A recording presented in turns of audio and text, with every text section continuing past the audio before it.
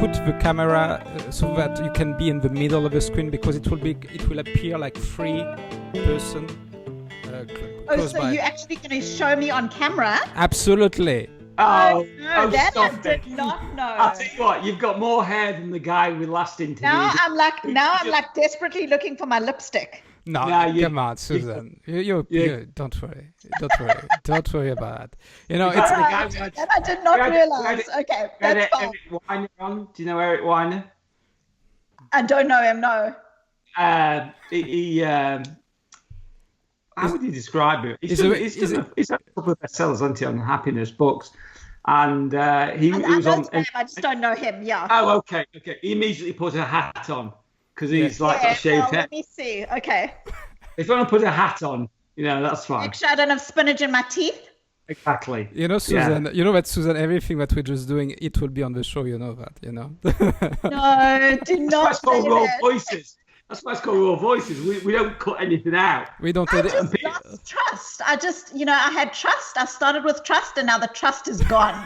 Yeah, it was gone with me as well. When he first suckered me onto this podcast, it lasted about 5.5 minutes, I think, and then I realised he wasn't a trustworthy person Susan, at all. Don't worry. It's really about this podcast is about imperfection as well. It's beautiful. I love imperfection. So that's about this. So do we. That's why we do this podcast. I just don't have spinach in my teeth while I'm talking to people. Look, Susan. Okay, I'm French. Shut up, Tim. I'm French. Okay. You're a beautiful woman. Listen to my sexy accent. You're a beautiful woman. Okay, it's very sexy. Okay. Okay. Can you make it raw and sexy now? Absolutely. You are a beautiful woman. Thank you. Fine. If I was here now, she would be like, "Oh my god!" She only has to hear him in the background on the podcast. Oh my god, he's so sexy! It's so sexy. Okay. And then she sees his face and goes, not so much. Yeah. Okay. Okay, Susan, everything will be all right. So we trust us. Trust with your us. teeth, your tongue. Trust us. Okay. I believe you. Now I can see all 3 of you. Okay. Is there very strong light in the back? Should I turn the lights off? No, we're okay. No, it's fine. It's perfect. Okay. It's perfect. And we can start, actually. So, Susan, I'm so happy that you're on podcast like this, like natural, like in your whole beauty, actually. So, Susan, you are Susan David. You are a professor at Harvard Medical School. I have a French accent, by the way. So every time accent. Ridiculous So accent.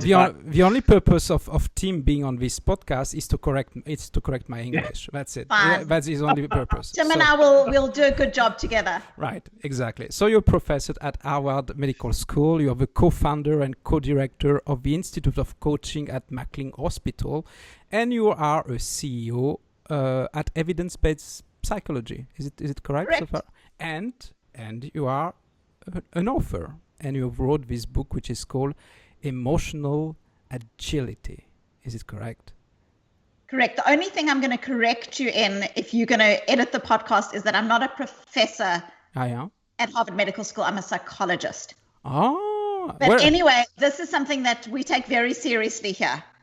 Okay. So in the US of A. Okay, so you're a psychologist. Okay, and I won't edit that. I would just say I don't do my research very well, so I really thought anyway. So correct that. You're a psychologist. Good for you. Great. Yeah. Cool. So let me ask you a question, which is, I think you must have done 100 interviews, and you must have had this question 100 times. But let's do it all over again. So, what is emotional agility? I've heard about emotional intelligence. For sure, the Goldman He hasn't thing. got any, but he's heard about it. Yeah, I've heard it. I have no idea what it is, by the way, this EQ thing, but what is emotional agility? So every day we have thousands and thousands of spoken thoughts, but inside of us, we also have thousands of unspoken thoughts, emotions, stories. We have a whole inner world. And emotional agility is the ability to be able to be with our thoughts and emotions and stories in a way that is compassionate, so that we are kind to ourselves, in a way that is curious, so that we can learn from our thoughts and emotions, and in a way that is courageous, so that we are able to take action in our lives in ways that are important to us and important to our values. And this is critical because so much in the world is focused on success, external success. Right. And yet how we deal with ourselves, our inner world, is probably the most important predictor of our success. It impacts on the relationships we have. It impacts on the jobs we take on or don't take on. It impacts on how we parent. It impacts on how we lead. So this is a critical skill set, and emotional agility is effectively the ability to come to ourselves in a way that allows us to put the best of ourselves forward. And why it's so important today? You say it's important, right? But why especially today? And I think you also mentioned that it's important also for organizations, to have this emotional agility. So why it's so important now in these times? So absolutely.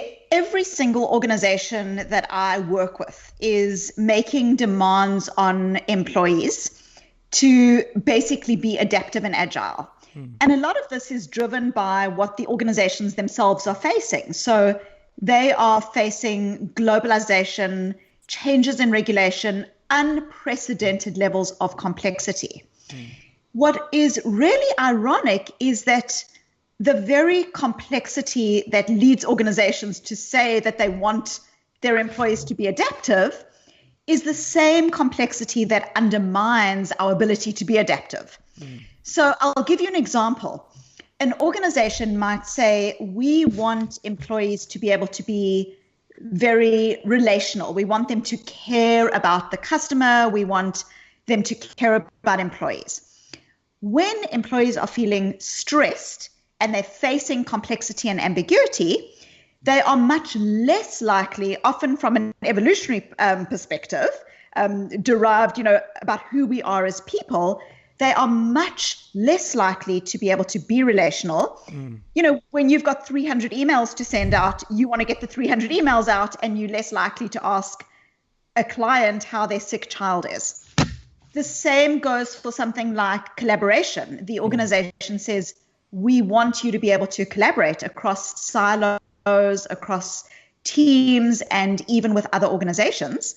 But when people are feeling challenged, they are much more likely to close in on themselves, to be more competitive, and to be much more protective of information. So what's ironic is that the very qualities that organizations are needing because of complexity are undermined by that same complexity. And I don't believe that organizations will be able to develop the levels of agility that they are asking for unless they are able to, and us as human beings are able to cultivate internal agility. And that's, to me, it's something new. I've worked for a big company, and I can name it because for the last 2 weeks I just quit this company. But I worked for 14 years for Schlumberger, which is a massive company. And in this company, you cannot talk about emotions at all. This is something which it's the way that we have been. The culture is about don't show emotions. Just be. You need to be professional. You need to be rigorous. You need to be follow the processes and be professional. When you say be professional, you said it all. Meaning you need to have this cold face. So how is it easy to convince these companies that they need now to talk about feelings and emotions and recognize these feelings and emotions in the workplace? Well, so you raise a couple of really important points. The first is that almost every company has its own what we call display rules, the kinds of rules that are often unspoken about what emotion it is okay to demonstrate and what it's not, what emotion is not okay to be demonstrated. And so that differs from organization to organization. And what it can often lead employees to do is to basically put up a front. And for some people, that might be a front where I'm being emotionless. And for others, that might be a front of I'm positive all the time. So you ask the question of how do we convince organizations? I think actually it's a little different but fairly radical thing that I'm proposing here, and that is that organizations will typically experience their most dramatic failures and setbacks when they don't recognize that human beings are human beings and that human beings experience emotions, and this directive that you can't bring emotions to work is absolutely at odds with the very essence of the organization. So from an organizational perspective, a lot of organizations still have very much almost an industrial age mechanistic view of people. Yeah. A CEO might say, right, let's go into a back room and define our organization's values, or let's go into a back room and define our organizational strategy. And then let's come out of that room and let's tell our employees the logic, and they'll just believe it and act, and they'll take on those values. And yet we know that when change fails in organizations, or when change is successful in organizations, it's because people at an emotional level either disbelieve or believe. So really, organizations need to get a lot better with being able to understand that human emotions, motivations, values are fundamental to the success and effectiveness of an organization, and that if they can harness those, then they will be able to implement changes and strategy more effectively.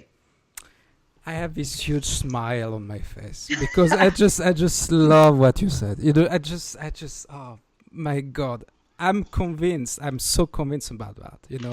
We are emotional people, and emotions have a place in the workplace, right? And this is how, if we deal with them, it's okay. We can talk about feelings and we can talk about our emotions, right?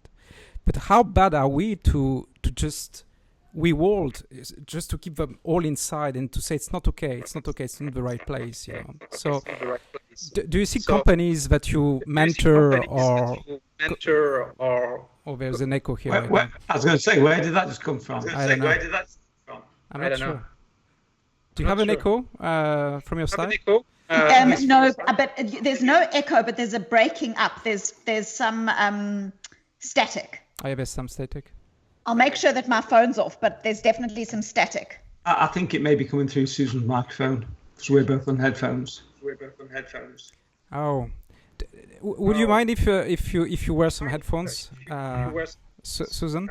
If you have one, and a hat, and some lipstick, and a makeup. I don't know if this is going to work. I don't know if it's going to work. Don't worry. It will. I think your mic's picking up. Well, I've switched my phone off, but my phone wasn't buzzing, so I'm not. I heard some static when you were talking. I think what's happening is your speakers and your microphone's picking it up. You're right, you're genius, Tim.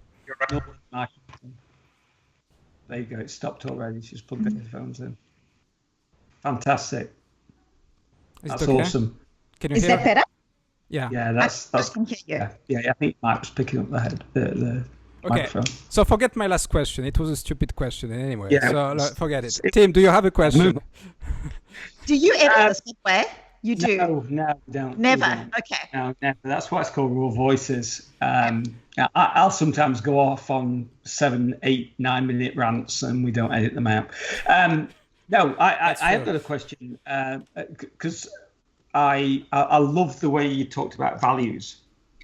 And, as a coach, I think the most important work I do with the client is based around values, is understanding their values. Because I feel like it's my job to step into their map of the world, not drag them into my map of the world, and really understand where they. So I'm curious to know. Obviously, you can have values that are relevant to a business, and they may not be the same as personal values. So how do you get across that boundary between individual values and maybe societal values and then business values, or do you? Well, so one of the things that I think is really fascinating in working with organizations is the way organizations do, as I mentioned, come to this idea that these are our 6 values and we want people to believe those values. And of course, it's bizarre. People aren't just going to hop 2, 3, 4 and, go off and now believe people's values. So I think one aspect that is really important in terms of how to bridge these is to really help individuals, firstly, understand what their own values are. I think this is a critical part of something that I describe in emotional agility, how values are not abstract ideas. They are fundamentally protective. They help us as individuals to deal with transitions, and they provide a really important compass to us in the world, facilitating our own well-being and our own parenting and our own leadership. So in an organizational context, one of the ways that I work with organizations is to really help them to understand that it's not about simply telling people what to believe, but helping people to see some level of potential alignment with what they believe as individuals and how that might map onto or even be expressed in organizations and organizations' values. So, for example, I recently developed this is fairly tangential to the podcast, but I really recently developed with a large organization, 70,000 people, who had come to me saying, these are 6 values, and we're struggling to actually embed these values into the organization. And I developed with this organization an online tool that basically said to people, what is it that you are struggling with most at work? How are you dealing with that situation?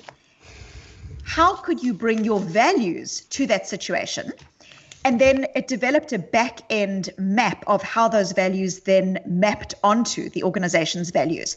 So what is starting to happen here is people are starting to really apply their values in very real ways to... That's okay. you now. That's okay. Don't worry. Go on, Susan. That's okay. Apply their values in very real ways to what the organization is facing, but to also see ways that their values might actually connect ultimately with what the organization is doing.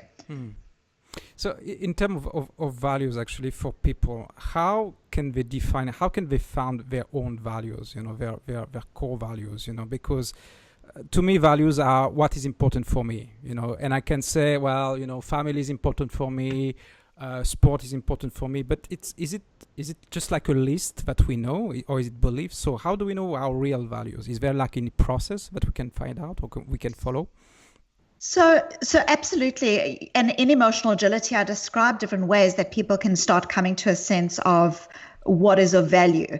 So, just simple questions. For example, like when I go to bed tonight, what was worthwhile in my day? Not what made me happy, because sometimes the things that make us happy, just having fun, are not the same as being worthwhile. So what was actually worthy of my time and my energy and my connection?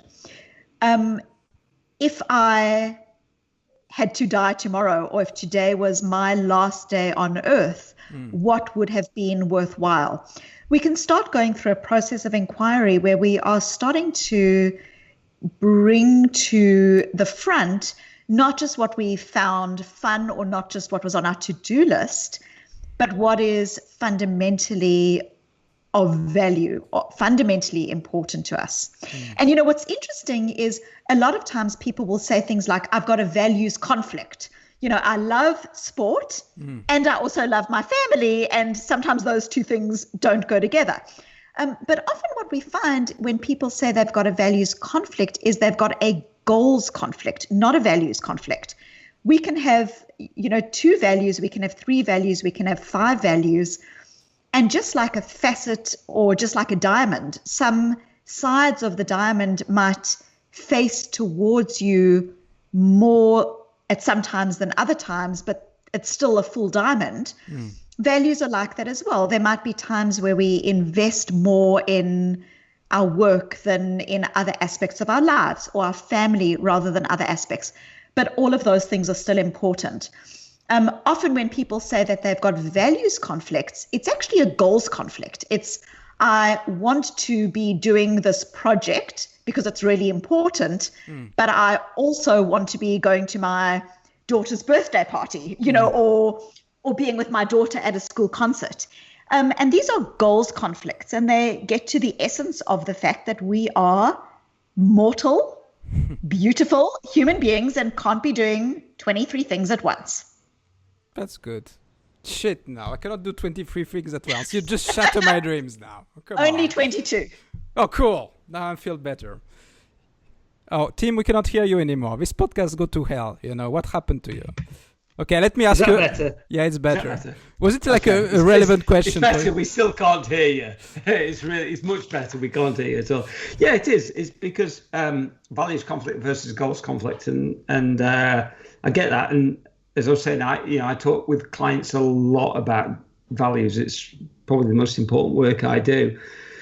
So I'm intrigued to know how you define a values conflict. So somebody's saying to me, I want to go to my daughter's recital or whatever. That is a value that would fit around family. Correct. And I want to go to, say, a sporting event.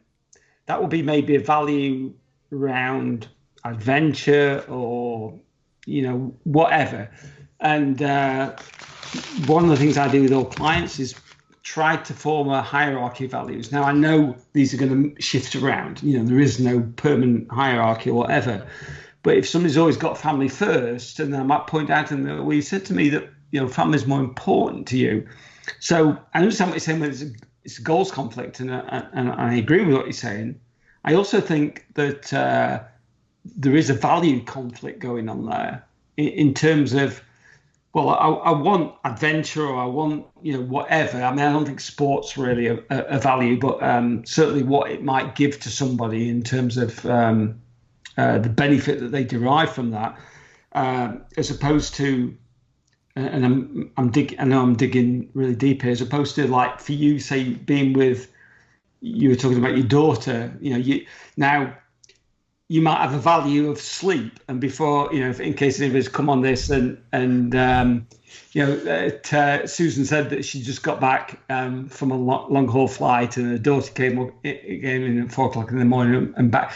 So if a value of sleep was higher than the value of family, or what, then maybe it would be like, get out of it, get back to your room, or whatever. So I'm kind of intrigued by that, as to where you draw the line between a value and a goal. Absolutely. So the way that I see the difference and that I describe in emotional agility is, a value is a direction in life that you want to be taking. The direction is that I want to be a present parent, or the direction is that I value adventure. But one never actually achieves that. Like, you don't say, I am a present parent and now I've achieved that goal, and now I never need to be a present parent again. So values are directions. They are ways that we are constantly wanting to move our life towards, or things that are important that we want to move our lives towards. Goals are things that we can check off. So we can say, I spent time with my daughter tonight, not on my cell phone. But awesome. Yeah. So values are directions, but the very important thing from an emotional agility perspective is twofold. Firstly, when we experience emotional dissonance, so when people start experiencing strong levels of frustration, strong levels of guilt, and so on, we live in a society where often we are told to put those so-called negative emotions aside, that we should be happy and we should be smiley. And one of the things that I describe in emotional agility is that underneath our difficult emotions are often signposts to things that we most value. So ignore the emotions in the service of positivity, and what you're doing is you actually shut yourself off from learning critical things about yourself. For example, if I am really angry with feeling that my idea has been stolen at work or that I haven't been given credit for it, but I then just push that aside, what's underneath that frustration might be a message to me that actually I feel very strongly about issues of equity and fairness, or I feel very strongly about issues of safety and that my job isn't as secure as I thought it was. I've never met someone who is depressed, who isn't looking for a better way to be in the world. So a really important aspect of emotional agility is not to see our difficult emotions as being bad, but to recognize that they often contain data, signposts, beacons to things that are important to us. And this is critical because it helps us to then, in emotional agility, I describe, make tweaks, make changes that help us to cultivate a way of living that feels more values aligned and is more intrinsically satisfying and more thriving oriented. I love that. Well, Olivier should have told me how cool you were before. He just sent me this email saying here's a link to this. I just said she's beautiful. That's all that I said, first of all. Yeah. Okay. 1 second. I've written a book on values. I'm just going to go back and edit it now and steal some of your information. Go for it. Yeah. You're all wrong. Chapter 6. I just love what you said, actually, Susan, on this one. And to me, it resonates so much about these difficult emotions. We should recognize them. But in our society, they will tell you, well, you need to think positive, first of all. You have a job, first of all. You cannot have it all, so think positive, just shut this out. So, and to me, I always had an issue with that. So, would you agree with that? Would you agree with this? Oh, where do I start? So, okay, well, so first what I should say is I'm not anti-happiness. I'm a very happy person, and I actually edited an 80-chapter book on happiness, how we cultivate human happiness and so on. What's really interesting is there is a growing body of research showing that striving for or setting up happiness as some kind of goal in our lives actually leads us to be less happy over time. That it's almost that sense of when you have an expectation about how your life should be, that expectation will be disappointed. So there's fascinating research showing that not only is focusing on happiness a recipe for unhappiness, but that what it does is it leads us as individuals to engage in a struggle with ourselves. So we say something like, I'm unhappy in my job, but at least I've got a job. So let me just push that emotion aside or push the thought aside and just get on with my job. Now, what's difficult with that from a psychological perspective is it doesn't work. So we know that when people try to push thoughts and emotions aside, there's a phenomenon that in psychology we call an amplification effect. So we've all experienced this. You on diet, you try not to think about chocolate cake or chocolate croissant. And what do you do? You dream about the very thing that you are meant not to have.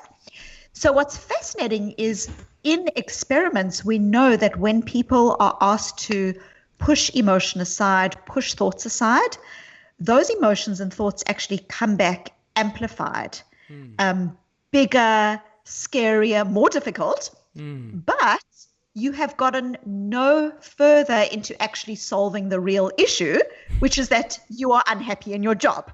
So I've worked with many leaders who 5-6 years later will say, oh, I've been unhappy in my job for 5 or 6 years, but I've just been ignoring it.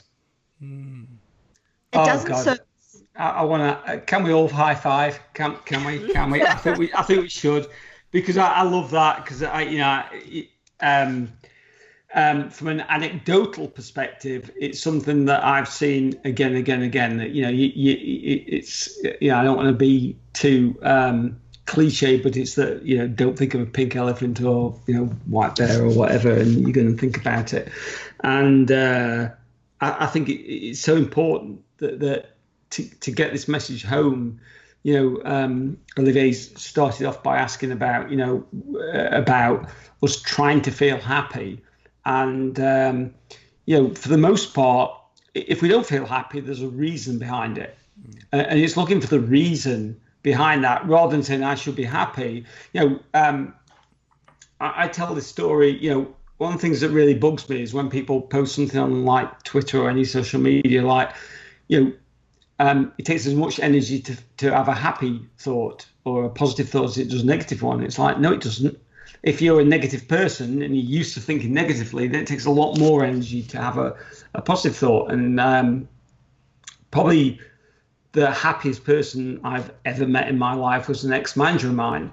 And he's just like a super, super human being, really, really nice. And about 3 years ago, he found out he was diagnosed with Parkinson's. And a very difficult strain of Parkinson's that robbed him of his memory as well. So I'll get, emails from him asking me about. And he didn't know how to deal with it because thinking happy didn't help. And there was that rebound effect where it actually made it worse because his coping mechanism was like, I'm going to feel happy and it will go away and everything will be okay. And up until that point in his life, and he was in his late 30s at the time, it did. But then it didn't. It's like, it's one of these things, it works right the way up until it doesn't, Yeah, one of the things that I explore in emotional agility is that, we all are going to experience setbacks in our lives and illness. Exactly. I mean, this is life. We're not living a Disney movie. We living life. And unless we are able to, fortunately, unless we are able to, and in emotional agility, I also explore, unless we help our children to cultivate the ability to deal with all emotions and to not have this almost lack of practice around particular emotions, what we do is we basically do set ourselves up for over the longer term, lower levels of well-being. And it's interesting when you look at the research on people who push emotions aside, even in the service of happiness, even as something as wonderful as in the service of happiness, those people over time actually have lower levels of well-being, lower levels of effective problem solving, high levels of depression, high levels of anxiety. So one of the things that I talk about in emotional agility is how, yes, we live in a society that tells us that some emotions are good and some emotions are bad. But what that often does is it leads us to be in an internal struggle with ourselves, non-compassionate, non-accepting. And in emotional agility, I talk about the real essence of us being able to show up to ourselves, to enter into a relationship with our thoughts and emotions that is gentle and non-struggling and compassionate. So, for you as a sufferer of insomnia, you will know that when you are going to sleep and you fight against the fact that you can't sleep, why can't I sleep? I've got to get up in 3 hours. I've got to get up in 3 hours. How did you know? You've just stepped inside my head. Yes. So what that does is it sets you up in an internal battlefield around this reality of the fact that you're lying in bed and you can't sleep. Yeah.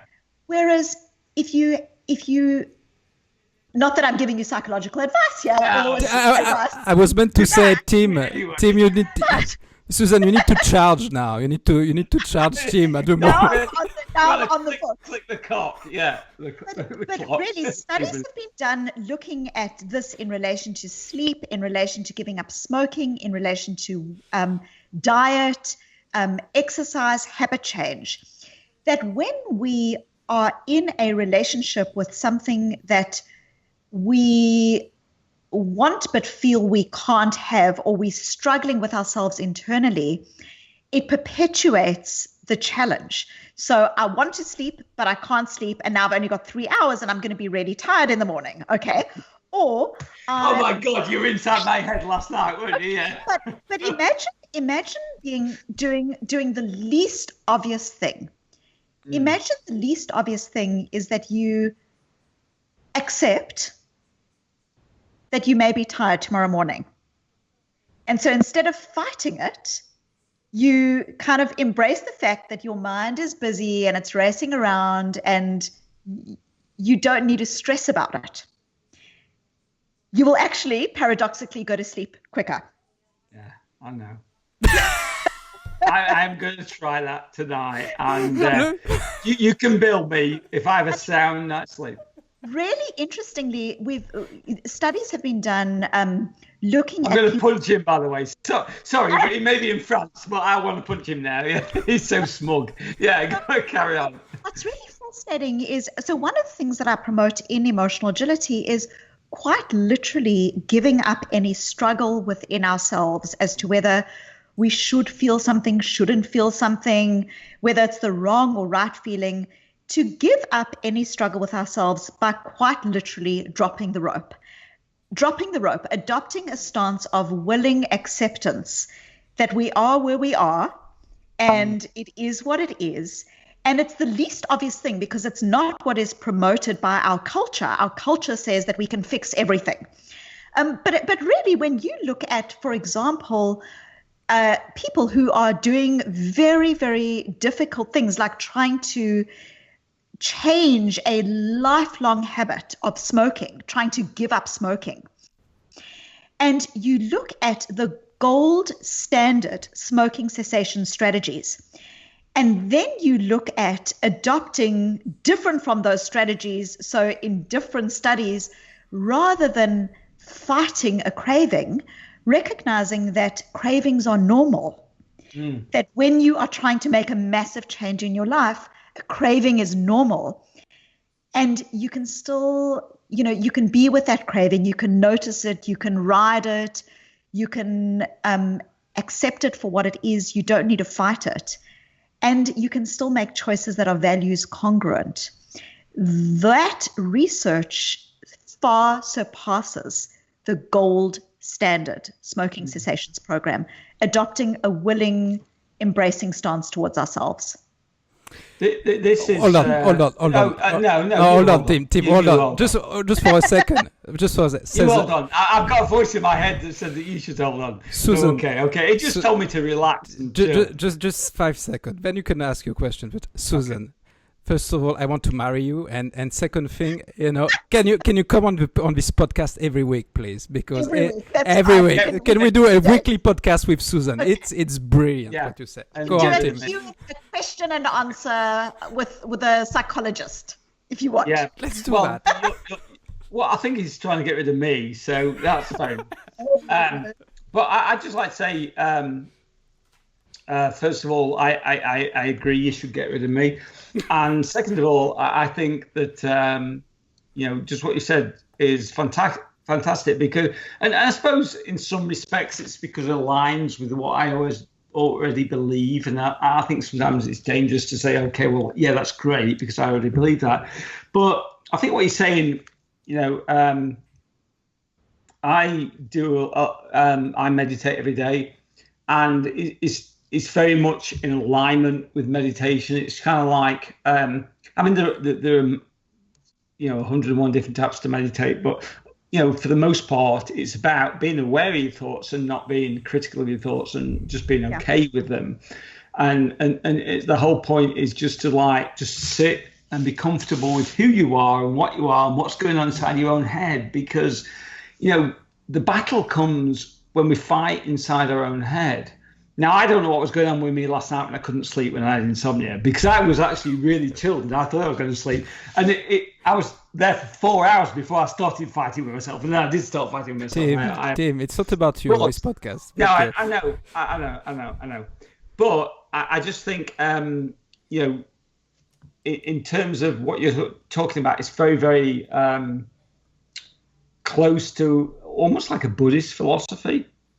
I think it's science and common sense as well.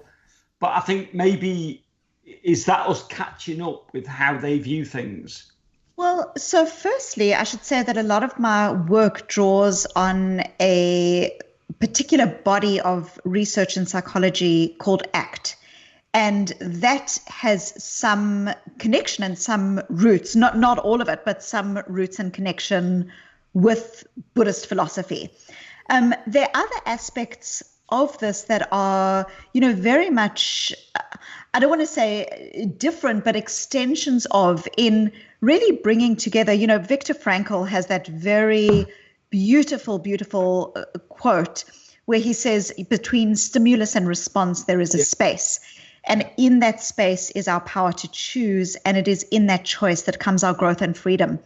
And emotional agility is effectively about not being hooked. So not being in a situation where there is no space, where your thoughts dictate your actions. So for example, someone says, I'm being undermined in this meeting, therefore I'm going to be quiet.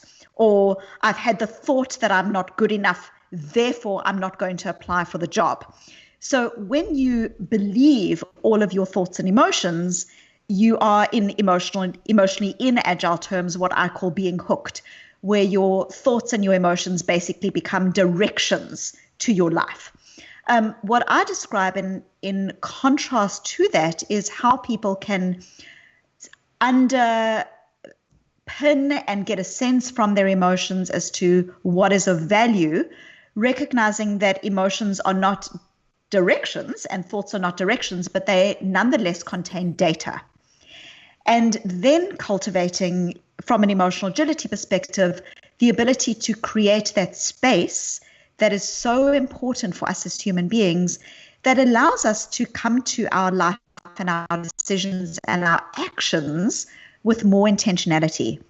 I may always come home from work and be stressed, and therefore turn on the TV or be on my phone all the time. And that may be a habit that is incongruent with how I actually want to be in the world, which is I want to be a present partner, or I want to be present with my children. So how can I recognize what is happening here, and how can I insert greater levels of intentionality so that, and this is something that I describe in very practical terms in emotional agility, I can create habits that are values aligned. So that when I come home from work and I'm stressed, and I normally have this habit of picking up my phone, but I also have another habit, which is putting my car keys into a particular drawer, I'm now going to put my phone into the same drawer. So what I call piggybacking.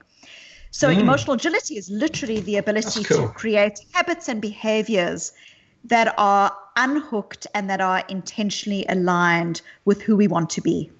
I really like that. That's almost like anchoring, where one, the whole what's the expression that come neurons up, fire together, wire together. So we do something again and again, and we get used to it. I really like that idea of coming back. I've got to get my wife to do that. Well, now you should read my book now. No, I am very, very impressed, and I will definitely read your book. Because normally Olivier brings on guests a complete waste of time. That's my fault. Shut up now. Okay.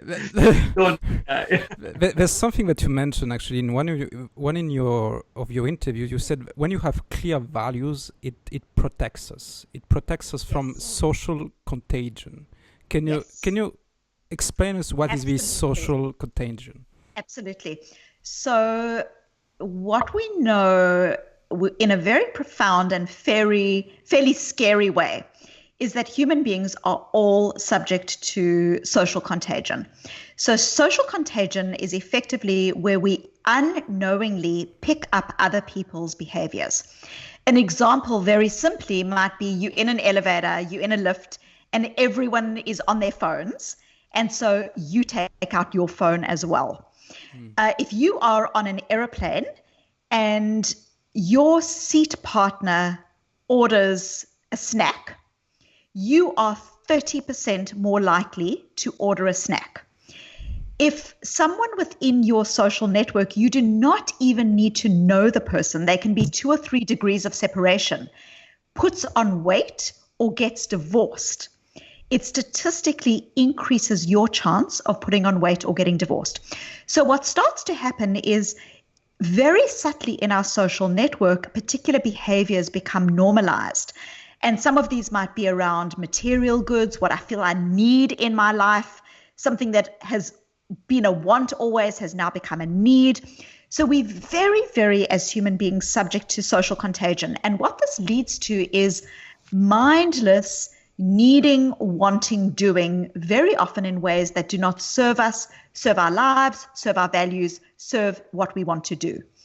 Now, there is this whole other area of work that I describe in emotional agility that shows that the very simple action of thinking about what it is that is important to you, who you are and what you stand for, what your values are, actually protects you from social contagion.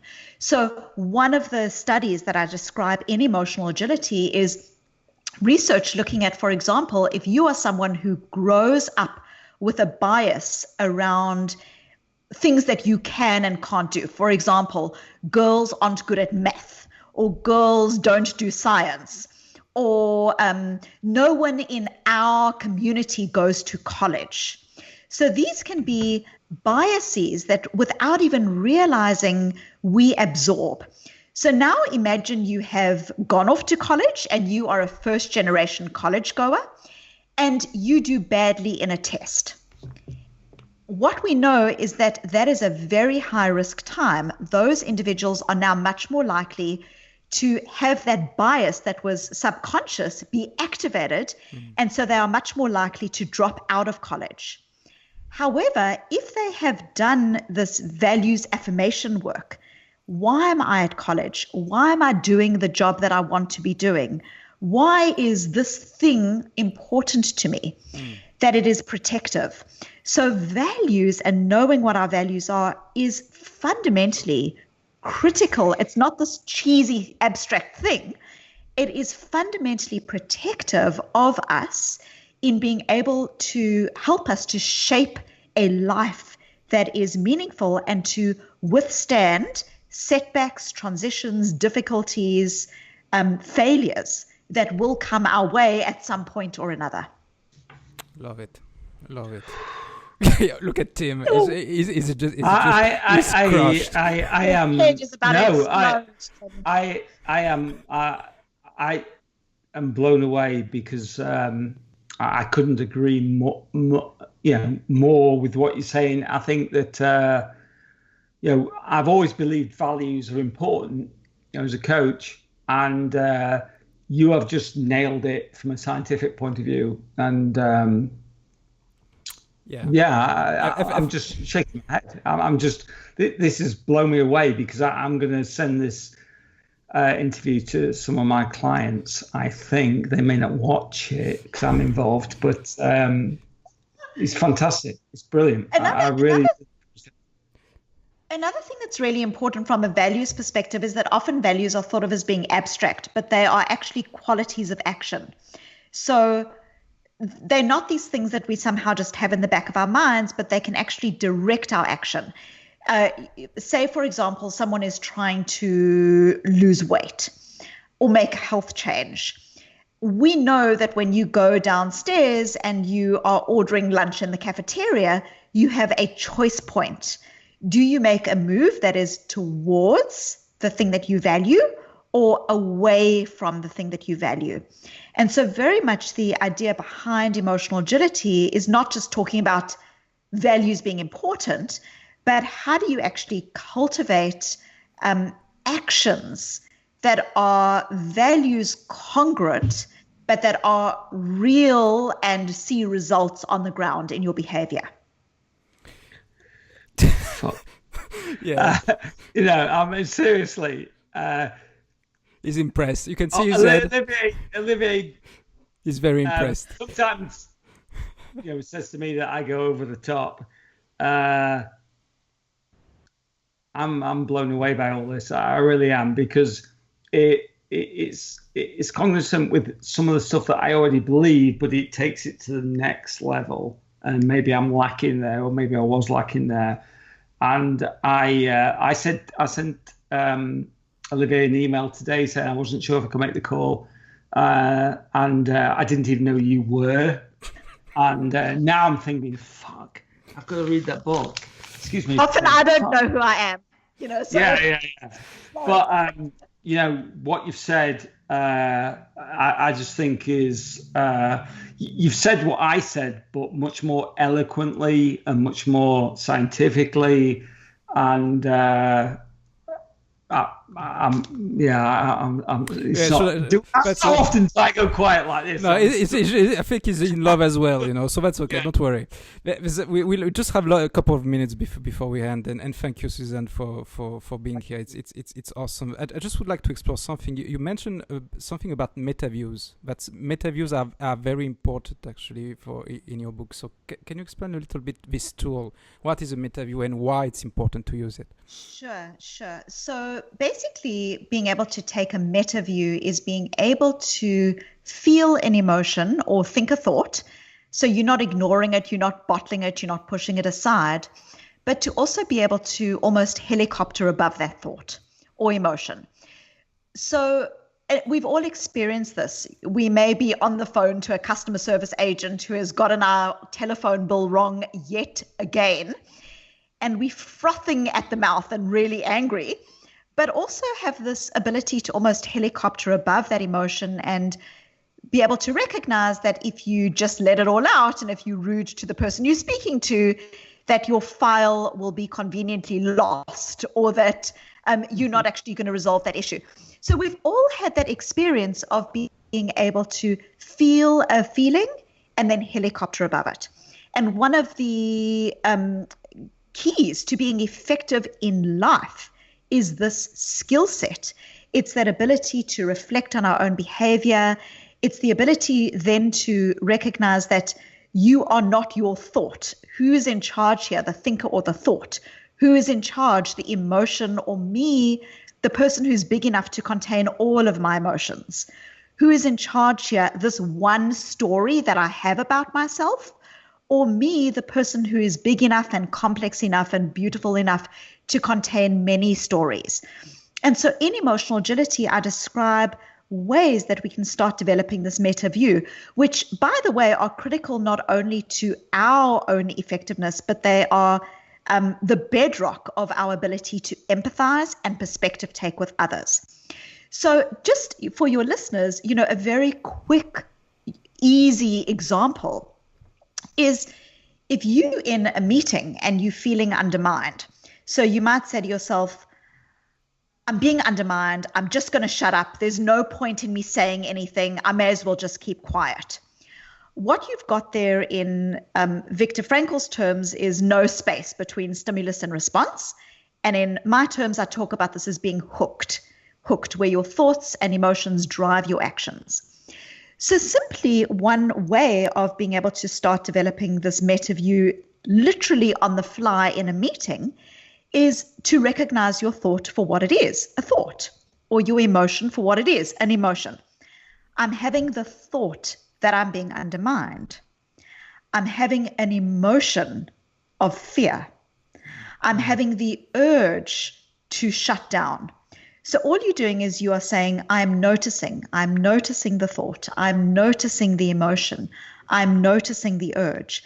It's a very simple strategy, and I discuss many of these in the book, but what it does is it starts to create space between you, the thinker, and the thought. Cool.